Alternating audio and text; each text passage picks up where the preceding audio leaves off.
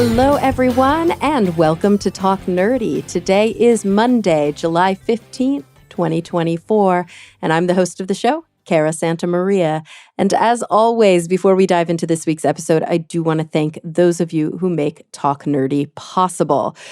Remember, Talk Nerdy is and will always be 100% free to download. And the way that we keep that going is relying on the support of individuals just like you. With your small per episode donation, you ensure that individuals who are unable to pay to listen to the show are able to continue to do it at no cost. If you're interested in pledging your support, all you've got to do is visit Patreon. That's patreon.com/talknerdy.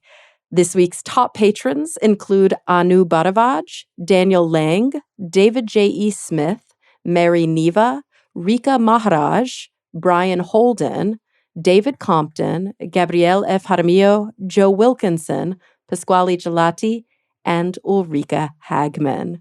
Thank you all so very much. And another thank you to this week's guest. I had the opportunity to chat this week with Krystle Hickman. She's a community scientist and conservation photographer who specializes in the study of native bees.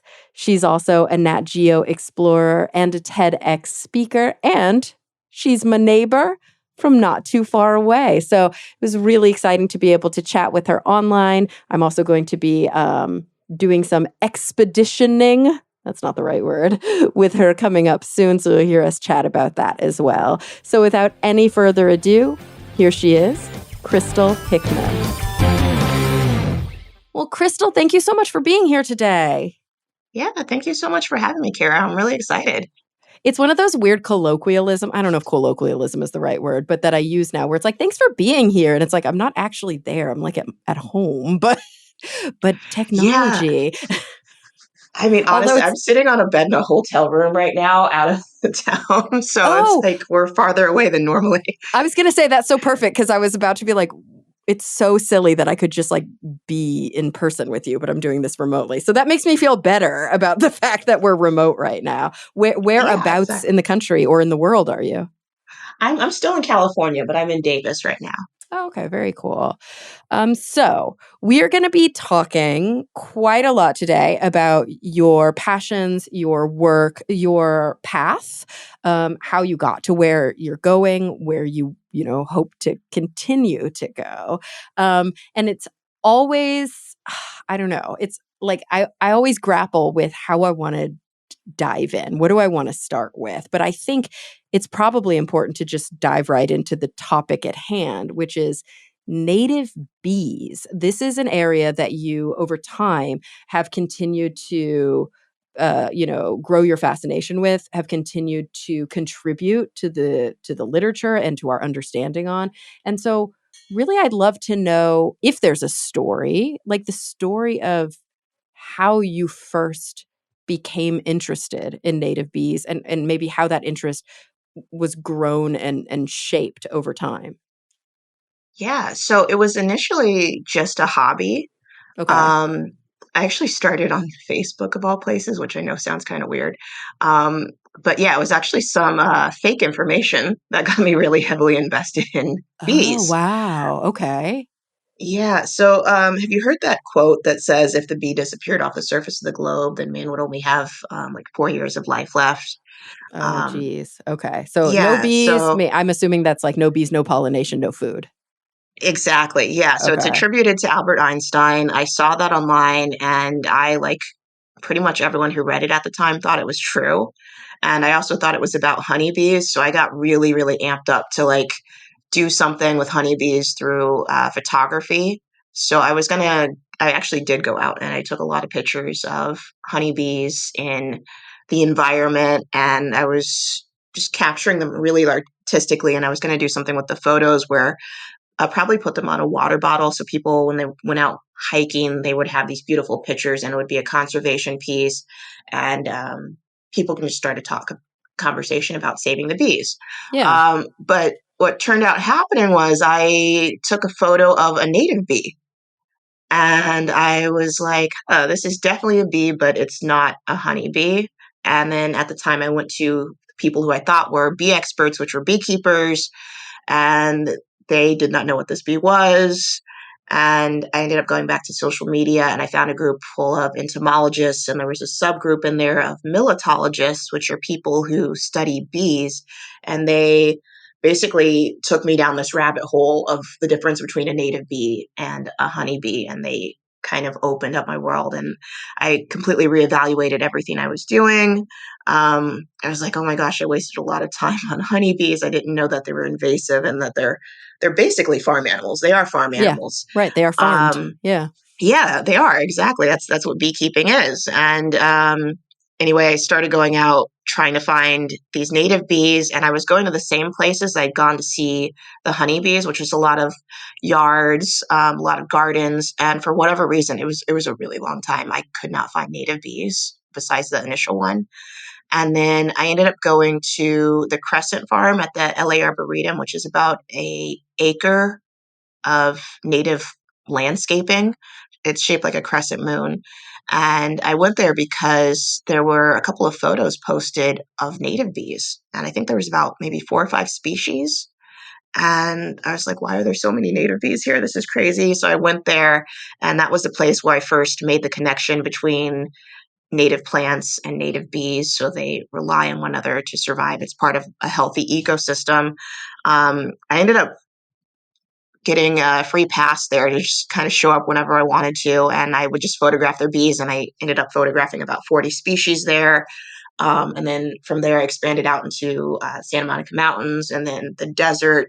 And then when I was in the desert for the first time, that's when I made my first contribution to science. I photographed a bee that had never been photographed alive before. And it had this really unique facial feature that people didn't know what its use was. And then just through spending just a few minutes out there taking pictures, I ended up making a contribution to science. And then back to the Santa Monica Mountains, just going to the same spots year after year, I started actually documenting climate change or declines in bee species because of habitat loss, things like that. And that connected me with a lot of different schools, a lot of more milletologists started taking me seriously. And it turned from a hobby into a career. Oh, I love that so much. And I can't wait to dive a little deeper into these contributions. So help me, keep me honest and put a pin in that because I really want to know what that facial feature was and more about this Oh, species. okay. But Yeah. before we do, I'm curious. So this was taking place in Los Angeles. It continues to take place, but also, outside of Los Angeles. At the time when you sort of read this, what we now know was I guess a misunderstanding, a wives' tale, whatever. When you read this online, you were already a photographer. Was that your profession or was that your hobby? No, at the time that I read that, I was actually an artist. Okay. Okay. Yeah. So you were making money doing art. That's very cool. Not a lot of people can say that. Yeah, which was also accident as well. I don't know. A lot of my careers are just accidents. I don't know how they keep happening, but yeah, I was just drawing on my coffee table. I started out with this show from the UK called Skins. Okay. And I had quit my job. I worked at a financial firm for I think 1 or 2 years. I can't remember at this point. But I was just completely burned out. I saved up some money, so I was like, "Oh, let me just start drawing," because I had really nothing else going on. Yeah. So I drew every single cast member from the first 2 generations of this TV show, and then after when I was done, I was like, "Well, I should do something with this." So I ended up putting it on YouTube, and then got in contact with the creator, and the creator was making a American version of the show, and he ended up hiring me to draw some art for that, and then that was my first um, art job, I guess. That's so Um, cool. So it was like a yeah, passion and a hobby that turned yeah, into a paycheck. yeah. So then it just through the YouTube videos, I ended up working with the Jacksons twice. There was a bunch of celebrities who shared my artwork or commissioned me. But then I kind of started to, as I was going, it was about 10 years. I realized that I enjoyed it more as a hobby than a career. Hmm. It wasn't something I enjoyed as much when it was I kind of had to hustle and work really hard for it. It was just something I really enjoyed doing by myself. Right. Right.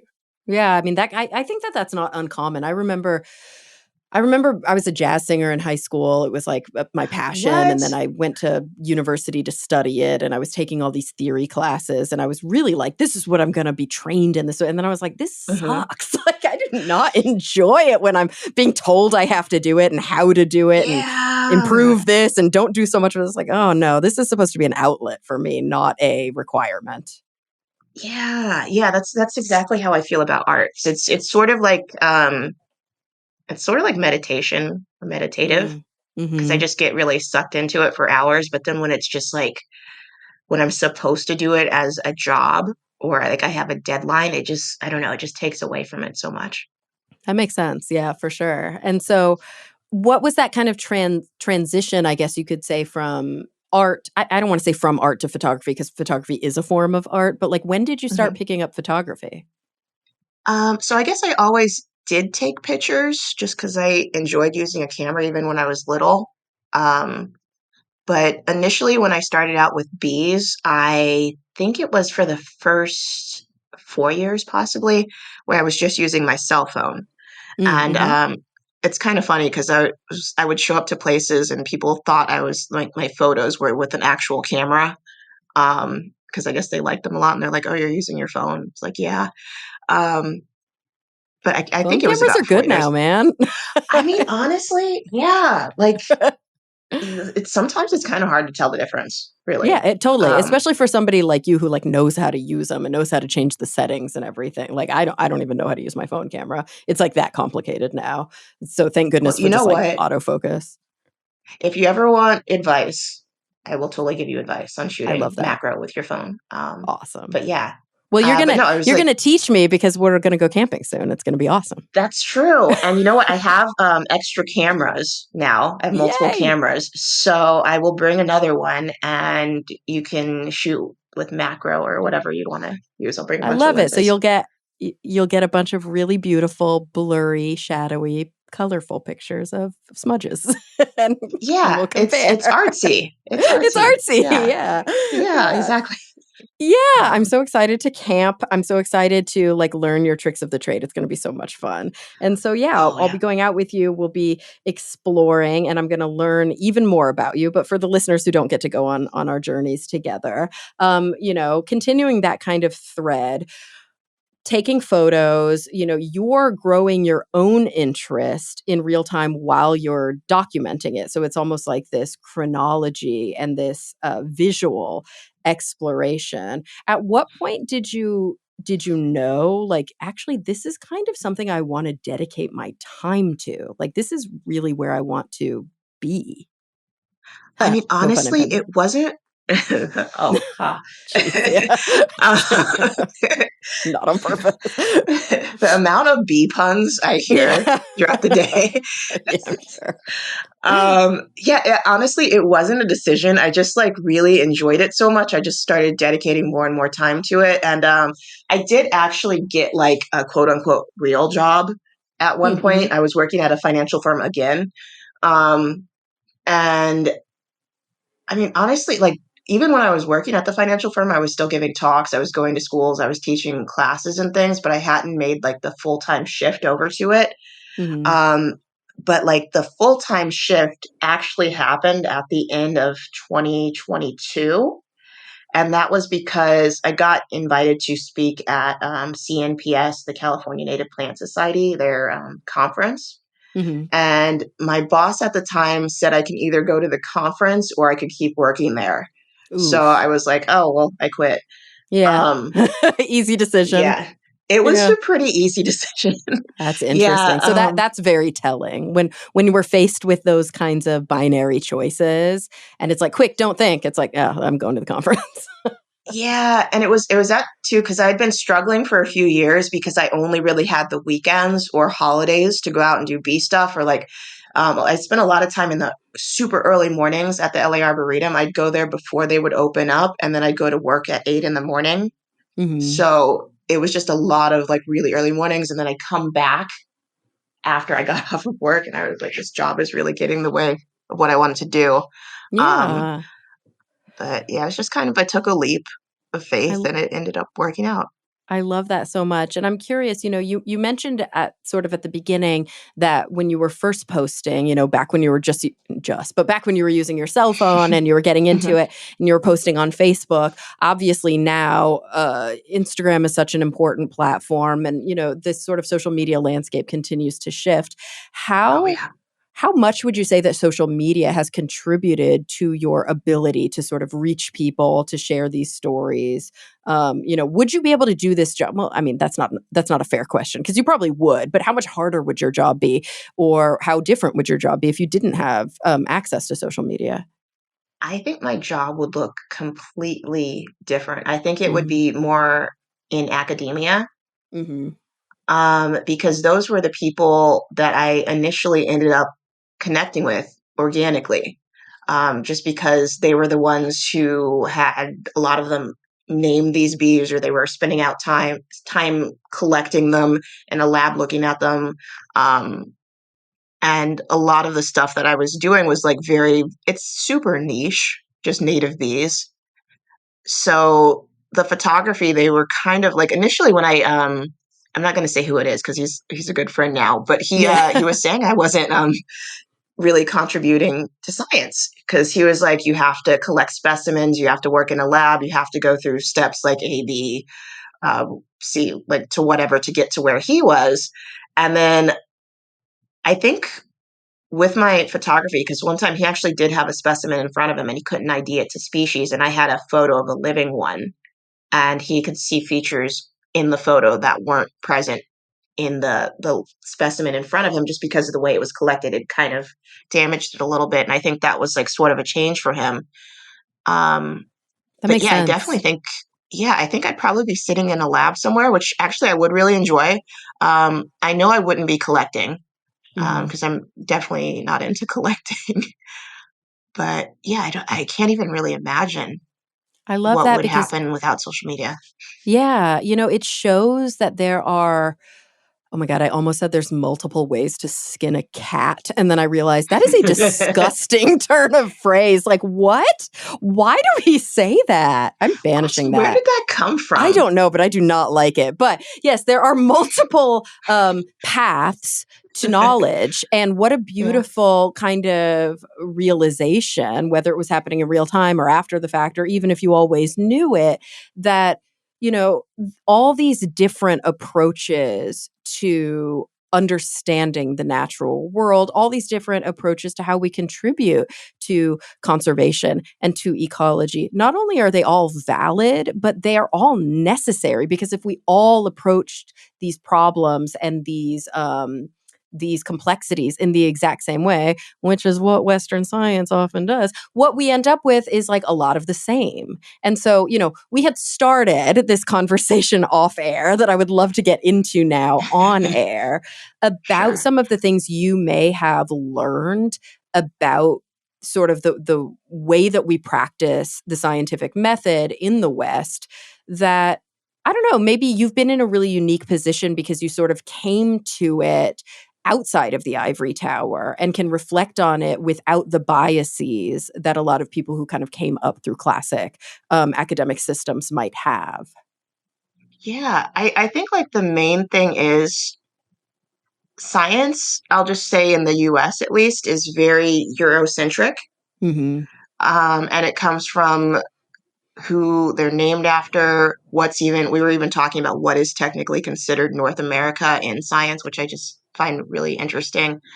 Um, Yeah, what would and also, tell me about that discovery there, like, or not the discovery, but the realization.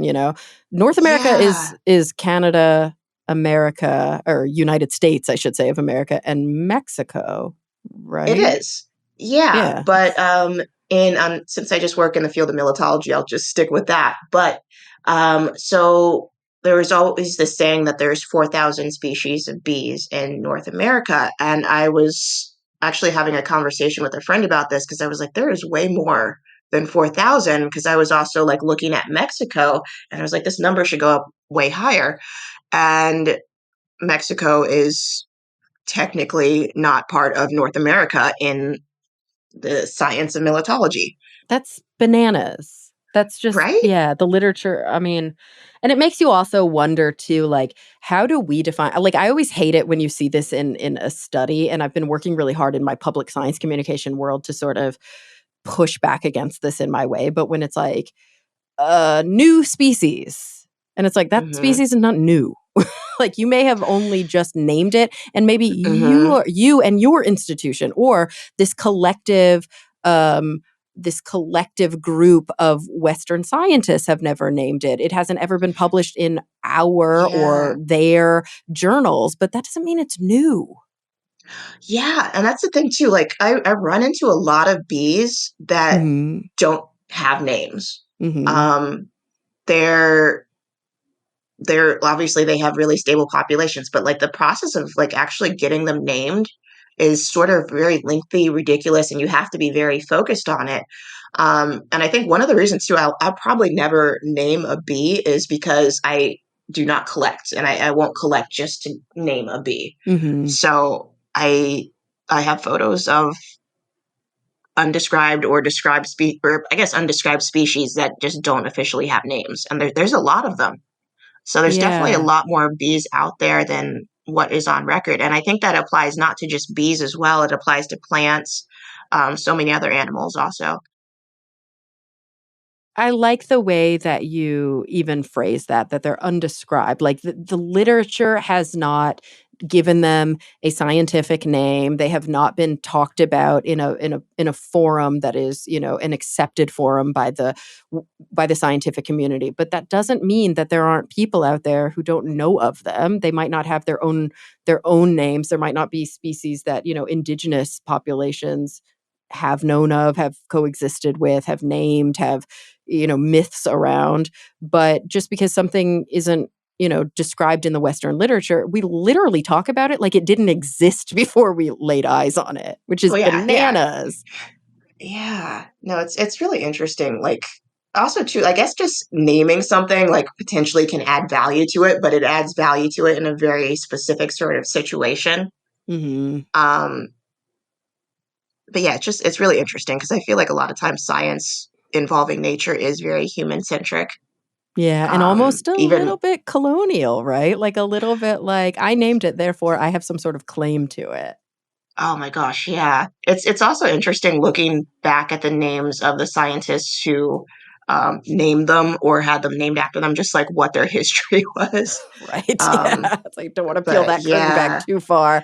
Like, yeah. yeah, and them getting renamed Yeah. after certain number of years because of yeah the type of person. But Yeah, yeah, because that's cruel to the bee, damn it. Like, we don't want them to be marked with that moniker. Yeah, it oh my is gosh, yeah, it's kind of like, I don't know. Obviously, it's shocking and it's horrifying, but there's also times where I feel like it's just, like, embarrassing the amount of times that we do peel back the old white man curtain, whether it's a scientist or some other, sort of, um, I don't know, giant in some field, and go like, well, can't really talk about him the same way we could before, because yeah, yeah. he committed atrocities. Like, that's great. Yep, yep. That was pretty normal. Ugh, yeah, exactly. It's rough, and I'm curious about how we're still living in a world. It's 2024. We're still living in a world that is white supremacist in nature, that is male supremacist in nature, and that, there's a certain amount of sort of snobbery that I see in the academic communities. And I've been in Oh, for both, right? I've been sure. steeped in academia, and I've been kind of not in academia. And I'm curious how you navigate your relationship. It's like there is a mutual benefit there to working with academics. Oh, At the definitely. same time, I can imagine that there are times when it is um, less than good for your self-esteem. Like, how has I don't know, how has that interaction gone for you? It's really funny because academia at the moment takes me very seriously. Which is They didn't when great. I initially started, but because Mhm. of the way I take photos of bees, I try to take beautiful photos, but I also take photos in a way where you can identify them to species or subspecies, which Mhm. took a lot of time learning about taxonomy, learning how to like different words for body parts and keys. So I just find that at the moment, academia does take me seriously, but people outside of that don't necessarily take me as seriously right away, because Interesting. I am a Black woman. I don't have the PhD in militology, entomology, or whatever. So it's like sometimes, hey, prove that you can sit with these people who you're talking with regularly, just because they're like, you need to have these certain letters after your name. So sometimes that's why I just list so many titles Mm-hmm. after my name, because people are like, oh, okay, you've worked with this company, this company, this company, you've taught at this school. So people start taking me seriously. But I think it's really the future of science is community science. Not to say that like not in a lab as well, but community scientists, the way they're doing science, it comes from kind of like what you were saying before, all different backgrounds. So many different perspectives, so many different interests. People view things in different ways and they value things really differently. So I feel like the future scientist is going to look like anybody, Totally. which And I think is really amazing. I do too. And, like you mentioned, not only is it that they all have different backgrounds, different experiences, different points of view, but that is actually what makes the contributions relevant and necessary and unique and profound, right? Like Oh, your for sure. photos are what they are because you are the one taking them. Because you have chosen to study what you've chosen to study, to hone in on what you focused chosen to home in on, to tell a story the way that you want to tell the story. It's your point of view. And I think that there's something really beautiful in the fact that that's your choice. Nobody taught you directly. That doesn't mean that you didn't learn from people. That doesn't mean you didn't read Oh, for books. It sure. doesn't mean, yeah, right, that you haven't, asked a million questions and developed those skills. But there's also so much, like, you're choosing to go on these trips. You're choosing to venture out into these areas, for the joy of observation. What Oh, a cool yeah. thing. Yeah, it's really amazing because it reminds me of my friend Brandy. So she has a native yard, or a lot of it is Mediterranean plants as well. But she lives in South Central LA, which is not normally a place you think of as like a garden friendly area. You think of maybe cement more so, but she created this whole ecosystem in her yard. And you go there. I went there for the bees, but as we were talking and I was seeing more things, there were these. I know a lot of people don't like flies, but there are some cool flies. She has some cool flies in her yard. She has like wasps. She has aphids, which I know a lot of people don't like as well, but the relationship between aphids and some wasps is really cool. And then she has hummingbirds, butterflies, like all these cool things. And her yard, you can spot it without even having the address. And people, there's this lady who's retired. She goes on a walk around the neighborhood every day. Brandy has a bench in her yard. This lady stops at her garden to enjoy Oh, nature. And I think I that's like love one thing that's that. really, yeah, it's amazing too, because like I always say this, but like nature does not have to be a place you travel to. You can Mhm. create it in your own yard, um, because it's basically habitat restoration that you can do in your own yard. And there's so many discoveries you can make, because there's honestly with bees, there's so many bees out there and so few people looking. It's ridiculously easy to make new discoveries. Ugh, that is And I think, so cool. yeah. So I think anyone, honestly, like people accidentally make discoveries all the time. And Yeah, it's so amazing. Anyone could do it. and you are a testament to that because you have made quite a few, and so you Yeah. referenced this before. I'm curious about this species that you captured in situ, right? Like you were able to kind of show these features that scientists Hmm. weren't able to describe previously. Like tell me about that. Yeah. So it was the bee's called a Perdita nasuta. And actually, I don't know what the common name is, but I was calling it a duck face bee because it looks like it. The males We'll look go like with they have a that. We duck like bill that. on their Yeah. face. Yeah, I think it works. But yeah, so basically, when anyone would talk about this bee or militologist, they would be like, "We don't know what this facial feature is for." So I ended up photographing it and also capturing the first photos of living representatives of the bee, and it was within like honestly a few minutes. the males were just basically chasing after the females very, very persistently, harassing them really. So basically the males would come up behind the females, they'd grasp the antennae with their own antennae and trap them on either side of that duck face feature, the clypeus, to stop them from flying away and try and mate with them. Oh, And I interesting. photographed that. Oh, And wow. that was my first contribution to science. Oh, that's so cool. And so how was that information, right? That information that you captured with these pixels, how was it then disseminated? Like how did people learn from your observation? So with that one initially, because I didn't even realize I'd photographed a bee that hadn't been photographed alive before, but I had already started making contact with people who were experts in certain fields. And so a lot of militologists, they'll work with just a certain genus or even subgenus of bee. So I actually reached out to the Perdita expert, sent him the photos, and he was like, "Oh my God, you captured something really amazing." And I'm really behind on this right now. I need to write a paper on it, but I have like I have like 5 or 6 papers I need to write and I just haven't done it. But Oh, I'm so with you on basically that. It's like it's always in the back of my mind and crushing my spirit, but at the same time I'm like I don't want to. I do not enjoy writing the I do papers. not either. Yeah, I enjoy finding out the new information, but like actually putting like pen to paper, like oh my gosh. But Yeah, I always say I enjoy having written, but I do not enjoy oh writing. yeah, same. Exactly. Yeah. Like after I'm like, oh, I'm really proud of that. That turned out really well. But no, it's Yeah. writing it is not fun. Ugh. But yeah, I think that because that made I guess yeah, Zach Portman and I are like sort of we're very I wouldn't say we're friends, but we definitely talk a lot because I make a lot of really cool observations with Perdita. Mhm. Um, yeah. So actually, That's I made awesome. another. Yeah. So I'm excited to always show him some cool things that I observe, and then I have a lot of photos of Perdita that haven't been photographed alive before, so I send those to Really? him. Yeah. So so it's not just like a one and done. Like when you actually do start to become, I guess, enamored with a species or a subspecies and you start to photograph it and learn more about it, especially if it's something that is like little known, you continue to follow it and you continue to try and like learn more Oh about it. yeah. Yeah, there's this really cool bee, which I've been following for, I think this is the 3rd year. Yeah, it's the 3rd year. So it's named after my friend Doug Enaganai.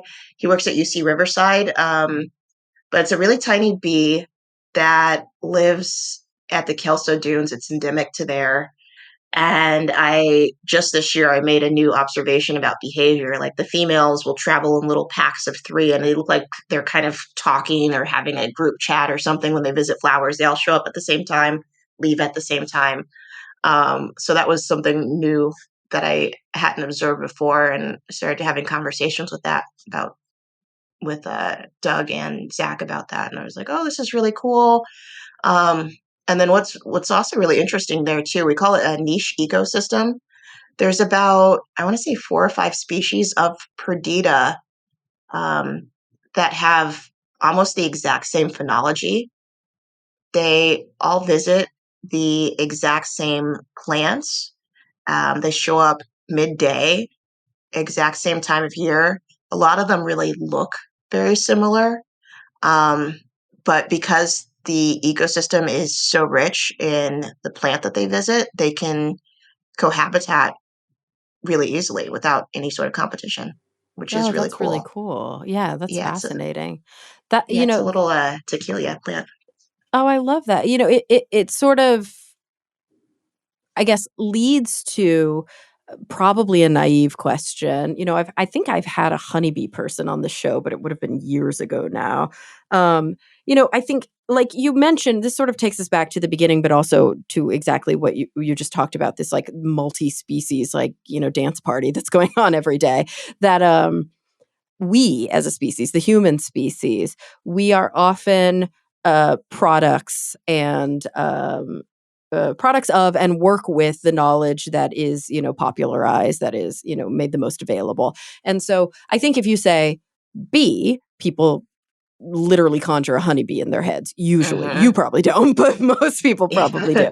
And then it's like we think about, I've learned things. I know about the waggle, and I know about the queen, and I know about the honey, and I know about and then we make that a heuristic, right? Like, okay, when I think bee, I think honeybee. And when I think how bees are, I think based on what I know about honeybees. So I'm curious, when you're talking about native bees, especially here in Southern California, are there core similarities, like all bees have stingers, or all bees make honey, or all bees go buzz, or like what makes a bee, and what makes them actually wildly different from the concept that we have of a honeybee? Yeah, so I like to compare it to like honeybees are kind of like chickens, whereas Okay. native bees are like pretty much all of the other native birds out there. So it's kind Right. of like if you were talking about a bird and you said a bird crows every morning, or if you said a bird lays an egg every morning, that's true for one bird, but it's not true for all birds. Right. So that's why when people are like, bees die after they sting, or they die after mating, like that, I'm like, okay, that's true for one bee. Yeah. Or I guess, well, there's 7 species of honeybees, but it's true for those 7 species of honeybees, but there's 20,000 other species that doesn't apply to. Right. So So it's what very makes it a bee then? How do we, when there's so much variability across is bee a genus? so a bee is an epifamily called Anthophilia. Oh, So okay. yeah, so bees are technically wasps, but they're Okay. vegetarian wasps. So they're in the Okay. order Hymenoptera. So bees, wasps, sawflies, they're all ants. Those are all wasps, but they're different subcategories taxonomically. And so yeah, I would just say like a bee is a vegetarian wasp. Although there's Okay. always like there's so this is the thing too. There's exceptions. So there is Uh-huh. a bee that is not technically vegetarian as well, but like most of them are. So I just call them vegetarian wasps. I like that. But it's like more bee than wasp, so it's still a bee. It still gets to be in the club. Yeah, it still gets to be in the club. But yeah, Yeah, I mean, yeah. I remember back when I would teach like intro biology, back when I was working on like my master's, I think, and we would, give these tests that were written by the main professor of the class. We're always like teaching the labs, and Mm-hmm. there would be questions on the test, multiple choice, blah blah blah, and it would be like, this thing always blah blah blah, or this thing never blah blah blah, and I'm like, that you just know Oh that's my never going to be, gosh. like anytime it says always or never, it's wrong. It's like that's Oh my, not how it's nature like works. There's always an it's so exception. crazy. Yeah, it's funny because like there's a bee called a mast bee, and you recognize it because it has a mask. I went up to the Siskiyous last year and I was like, why does this bee look exactly like this mast bee without a mask? And Oh, I like weird. keyed it out and I was like, oh, it is the mast bee. I'm calling it the maskless bee now, but there's an exception. And there's like Perdita, they're known as like going into this tripod stance to collect like wet packing pollen on their back legs. But then like a couple of years ago, I was in, I think, the Mojave. I saw them dry packing and I was like, this looks like a Perdita. Why is it collecting pollen like this? It's just like there's so many exceptions to the rules, but which is kind of frustrating. So I always kind of have these sort of like wishy-washy words that I use because there's always, I just said always, but there are I know. always I did the same exceptions. thing when I was like, it's never the answer. That it's never. But yeah, and I think that speaks to this concept that often comes up on the podcast. It's a concept I'm really interested in as a psychologist, and especially a psychologist working with people who have serious medical conditions. It's this concept of uncertainty, this concept of the gray area, this concept of like, Yeah. like when you mentioned categories and you mentioned exceptions to the rules. Well, those rules are constructs, right? Well, they're rules that we yeah. defined based on our Hmm. observations. They're not rules that the bees all got together and developed. Yeah. And honestly, too, that's one thing that's kind of I find frustrating with taxonomy is it just completely shifts. Well, not completely, it shifts a lot. Mm-hmm. Like even sometimes up to like a tribe, which is another taxonomic category. You would think it's just like, oh, just maybe the species will shift, but no, it could be the genus, it could be the tribe. It's kind of it's really crazy, and it's Yeah, sometimes kind of hard to keep up with. Of course it is, because it's a system that Mm-hmm. we, and when I say we, that's the royal we, like human beings, have Mm-hmm. developed to try and make sense of a messy world. Oh And yeah. those buckets aren't natural buckets. They're not, there's nothing Mm-hmm. essentialist about these categories. Oh, They're for sure. yeah, they're choices that we make, and so they're never going to be perfect, and they're always going to have to shift, and then we're always going to get frustrated. But there is something really interesting about the human need, I think, to categorize and to put things into buckets and to say this is this, but it is not that. And now I feel safe in a world that's unsafe because I put the things in the Yeah. buckets they go in. Yeah, and I think like people even try and do it to themselves a lot of the times too, just like put a label on things. And I Hmm. just feel like sometimes things are just kind of labelless, Yeah. and that's fine. Totally. I always say, like in psychology, right, when we talk about diagnostics, I always say that like labels and diagnoses are like really, really helpful until they're not anymore. It can be Exactly. super validating to say, oh my gosh, this is a real thing and it has a name and there are medications for it and other Oh, people for in the world sure. feel that way.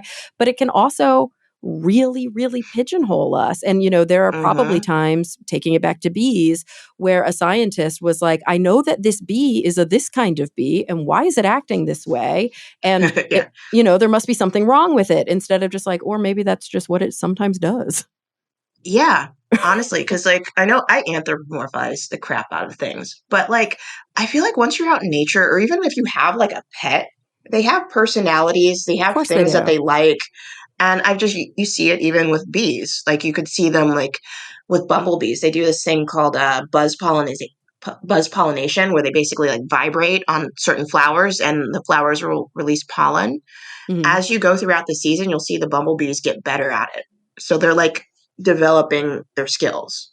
Wow. And some bees are better at things than others, or it's just, Right. Yeah. yeah. So I Yeah, it is. just, It's interesting that we think about nature as so mechanistic, right? Like there's a task or there's a goal or there's some sort of pressure to do something, move in some direction, and that it's always going to be predictable. But like, why oh wouldn't yeah. there be like bees that suck at being? Like, of course that's going to Some of them happen. do. Yeah. Yeah. And like sometimes, like I know people always talk about busy bees, but I go out a lot of times. I'm like, this bee is just sleeping on the flower that it's on, and it's not nighttime. It should totally be out foraging according to all the rules of like science, but it's just hanging out. I think it's maybe just enjoying the sun or something. Who knows? I Right, can't talk right. to That's them, just the but like, chill bee. Yeah, that's like yeah, that's cool guy Joe. He doesn't like to exactly. work. I love Exactly. that. I can't I can't tell you how many times I've said I've loved that. These kinds of conversations bring me so much joy because I've had a very, very long day at my other job, and now I get to just like geek out about bees for an hour. Yeah. Well, I'm I'm so excited to appreciative geek of out that. with bees with you in Inyo County. I think that's going to be fun. Oh, it's going to be so much fun. And so I'm curious, we talked about the bee that you mentioned earlier that you were able to describe due to, the function, not just the structure, due to those images. Can you point to any other examples that have been sort of, I don't know, like watershed moments throughout this career, or like just moments that really validated for you, this is what I'm supposed to be doing, this is where I'm supposed to be? I mean, there's honestly a lot of them. I guess I can give today as an example. Um, Today? No way. yeah. Okay, cool. So, well, actually, okay, it starts like a year ago. So I was at this wildlife area, and normally, if I'm in a wildlife area and like the sun's going down, I'll look for sleeping bees. I found a sleeping bee that was a parasite. It's a kleptoparasite of another bee, Okay. and I was like having the hardest time even getting it ID'd to genus. I was pretty sure I knew what family it was in because most of the parasitic bees are in the Apidae family, which is like a really large family. And when I did eventually get it ID'd, it actually took kind of like a group to get it. It was kind of ridiculous. It was a bee that had not been observed since I think the 50s. Oh, whoa. Yeah, let me double check on that, but I think it was like 1957, but give me one second to double check. Of course. Because I have this written down because I was like, I'm not going to remember this. Yeah, 1957. I did remember it. Okay, Wow. great. Yeah. So I basically, with this observation, I expanded the range of this bee because it had not been seen in this range before. Also, people guessed what its host bee was, what tribe it was in, but they didn't know what the host species was. And I ended up clearing that up. And then, so I spent like 3 months last year photographing this bee, and for whatever reason, I could only find males. And I was Okay. like, where the heck are the females? And then today, finally, I was like, let me just go about this completely different. Because I was like, most of the times when you see the host bee, they're nesting sort of in this dirt patch. I didn't really know much about the host bee. I was trying to figure it out. There's not a lot of information about it. So I was like, let me just walk into the weeds. So I ended up just walking into the weeds, wandering around, and I found a whole bunch of the host bee kind of coming out of this bare patch that was surrounded by a bunch of like foliage. And then I finally found the female. So I got, not only do I have the first photos of living representative of the male, I got the female today as well. And the female looks so different than the male. Like the Really? male's is sort of dark brownish black color, and the female's like that in the front, but her back end is red. Oh, cool. Yeah, and I Oh, was like, I oh love my sexual gosh. dimorphism when it's like so obvious where you're like, is this even the same species? Like, I think that's so cool. Oh, yeah, and it's crazy too because like I've started memorizing keys.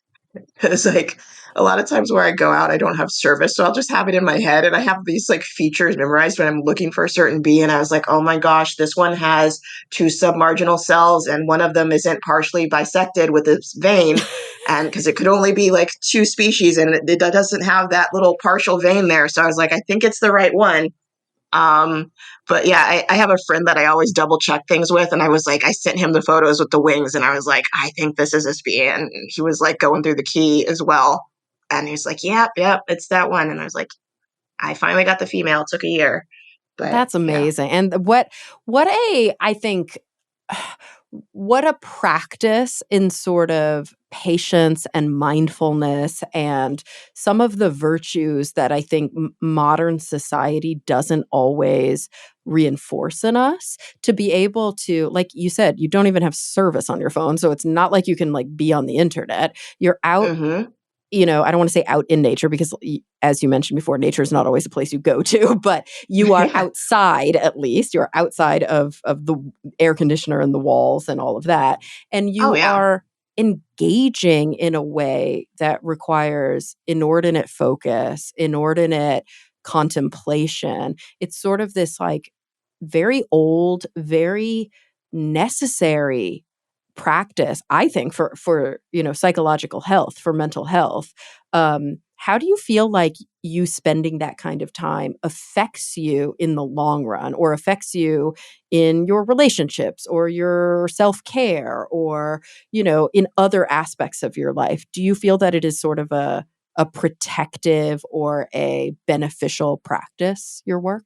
It yeah, I do see a correlation between me starting to get into native bees and having healthier relationships in my life. Hmm. I would say this is the first time in my entire life, like the last few years, where don't have any like negative friendships, or I have all of my friends are very positive people. They all have a lot of um, really healthy boundaries. They really Hmm. respect themselves. They do have a lot of self esteem. That doesn't necessarily mean like they don't have their moments. Obviously, everyone does, Right. We but all have our like moments. Yeah. yeah, exactly. But yeah, I feel like I'm more restrictive with letting people in my life, and it kind of tied into me like letting go of a lot of things, which was attachment to technology, just being around people all the time. Somehow Hmm. that led to people just wanting to be around me, and then creating this group of people that's just really amazing that I really enjoy being around. Um, but yeah, There's and I just something. like Go ahead. Sorry, I didn't mean to cut you off. yeah, but it's just I don't know. I'm very happy, and I'm very like I feel like internally regulated, and I trust my judgment a lot, which is something I definitely had to learn. But yeah, just being out in nature too. It's like it's very soothing. It's very calming. Like sometimes I stand by a bush for like 3 days, and the entire time I'm just so entertained.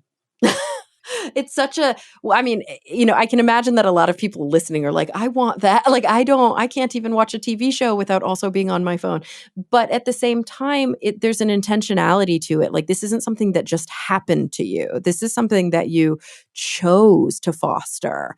And there's something I think really beautiful too about, yes, there are times when you're out and you're engaging in nature and you're, deeply sort of compelled and focused and you're very mindful in your approach, where you're also with other people. There can be, I think, like, we are about to uh hopefully enjoy a kind of a social experience together. And at the same time, I can imagine that you spend quite a lot of time doing this in solitude, and that there's probably something very, I don't know, healing, very protective about the enjoyment of communing with nature and communing with your own mind. Yeah. And I kind of say this about like a lot of people. I feel like I was, and this, I say that about a lot of people because I definitely know it applies to me. And after having a conversation with like so many people, I think it applies to them as well. I feel like I was sort of pre programmed to like a lot of things, like to Mm. like photography, to like animals, art, things like that. And those are the things as an adult that I really love, but there are also things as a toddler that I really liked as well. Aw. And I found that a lot of people had these interests as a toddler that they really deviated away from. And then a lot of times that they kind of get back to those things, those are sort of their natural ways to heal themselves or to um, just enjoy possibly being alone with themselves or find contentment. Oh, what a lovely insight, and it just makes me think about an old therapist I had once. I think I've said this before on the show, who used to talk about mental health as being a three-legged stool. And he would always say, a three-legged stool, like you got to make sure all three legs are solid, otherwise you're going to fall over. And the Yeah, two that most people would be able to come up, what are the three legs of mental health? And they would be like, love and whatever, relationships is one, and then your work or your meaning or your purpose or your education, that's another. And then they would always get stumped on the third one, and he was like, well, it's play. And it's something that as adults we don't value the way we did as children. We know how important play is from a purely scientific perspective and psychological perspective. Like, you put animals in a cage with no enrichment and nothing to do and nothing to play with, and they literally like languish. You would never raise a child without any engagement, without anything to play with. That would be like child abuse. Yet for some reason as adults yeah, we're like, we don't need that. It's like, of yeah. course we need play. Yeah, I missed that too. Like, I think it would be amazing if there were like adult jungle gyms or Right. something, or like a playground and adult. Yeah, but because I Right. would love to go on those, but like I don't want to look like a weirdo. So Yeah. yeah. But there's so much of that, I think, in the way that you've chosen to live your life and the way that you've chosen to integrate your work into your lifestyle. There is a lot of play in that. There is a lot of, mindfulness, a lot of connection, a lot of celebration of the little things, which, like, you literally stop and smell the roses, but you're stopping and looking at the bees. And I think that's such a Yeah, beautiful lesson that all of us could really learn from you. thanks. I really appreciate that. And it's funny because I never actually thought of what I was doing as play before, but that's really that's really insightful. I feel like if I Wow. did what you do, not what you do, but if I even dip my toe into what you do a little bit more, I would definitely feel like I was playing more, for sure. Like, every time I go camping, every time I, sort of disconnect from my phone and I'm just engaging and I'm following my whims and I'm going, oh, what's that over there? Ooh, that looks pretty. I'm gonna go check that out. That definitely feels like play to me. And so, yeah, I don't know. I'm so grateful for your contributions. I'm so grateful for the time that you gave to us today. I'm so grateful that you invited me to come along on your journeys. And I'm really excited about what's coming up next. So I'm curious, here in the last couple of minutes, before we say goodbye, is there anything that we didn't touch on, or is there anything that, you're hoping that the future holds that you would like to make mention of? Yeah, I guess I'm wrapping up my my Nat Geo book or the book that was let me reword that. I'm wrapping up the book that was funded by Nat Geo, which is my ABCs of California book, unofficial title. So yeah, this month everything was due. I'm churning in all of the media and all the stories. Oh my So gosh, fingers so crossed that exciting. turns out well. Oh, Yeah. Yeah. So what else? I'm going to Australia for the second time in November. So there's competition for the world's smallest bee. One of them is in California, which I photographed a lot. The other one hasn't been seen since I think the early 80s. It's in Cairns, Australia. mm-hmm. So I'm going to spend about 10 days there looking for it. And I feel like I have pretty good luck finding bees. So That is I think I'll find so it. cool. What a fun and interesting project goal. And I'm so excited about the book project. I was going to ask, like here as we close up, how can people learn more about your work? Is there anything tangible that is available now for people to purchase or for people to download or for people to be able to take home with them? Yeah, I can't believe I forgot to mention this. So yeah, I did come out with some flashcards last year. The flashcards are called the Native Bees of the Western United States. So if you live in any of the Western United States, these are the 42 most commonly encountered bees. So the flashcards feature photos of males, females, any different color morphs that might be available. I took all the photos myself, and you can learn the taxonomy, wing venation, some fun facts. If you want to plant plants in your yard for these bees or want to go looking for them in nature, the plant list that they have relationships with is on the back, as well as what habitats they like to live in. Oh, very So, cool. So you can also yeah, kind of play Where's Waldo or hide and seek with these cards. You can go searching on your exactly. own. Oh, I love that so much. And it's news you can use because I am seeing this movement towards, and we touched on it a little bit, but this movement towards uh, encouraging native or wild spaces even within your own backyard, right? Like this home was built on land and there were Exactly. things existing there before you entered or before the people who owned it before you entered, but there is a way to welcome those things back in a safe way and a Exactly. sustainable way. Exactly. Ah, I love it so much. Well, gosh, Krystle, thank you so much for being here, for sharing with us. Oh, one thing that we didn't talk about is like the name, like your Instagram name, the name of your website. Like what does it mean? Oh, so that comes back from when I first started and I wanted to create the water bottle with the honeybees. Mhm. So I actually created three different water bottle designs. One of them was just like a regular water bottle. There was one that had a filter on the top for when you were camping. There was another one that had like a carbonation saver, which was actually turned out to be junk science, which was great. Oh, Um, no but way. yeah, but yeah. So the water bottle company was going to be called BSIP. Oh, So fascinating. And so that's where yeah. BSIP came up and then it just stuck, the moniker stuck. It just stuck. Yeah, people actually, I run into people out in the wild. They don't know my name, but they'll be like, "Oh, BSIP." Like, yeah. So I love that it's a so good name. much. Oh, that's great. Oh, thanks for letting us in on that little bit of trivia. So yeah, thanks for joining us today. It was a real blast, and I'm looking forward to continuing the conversation with you. Yay! Yeah, same. Definitely. And everybody listening, thank you for coming back week after week. I'm really looking forward to the next time we all get together to talk nerdy.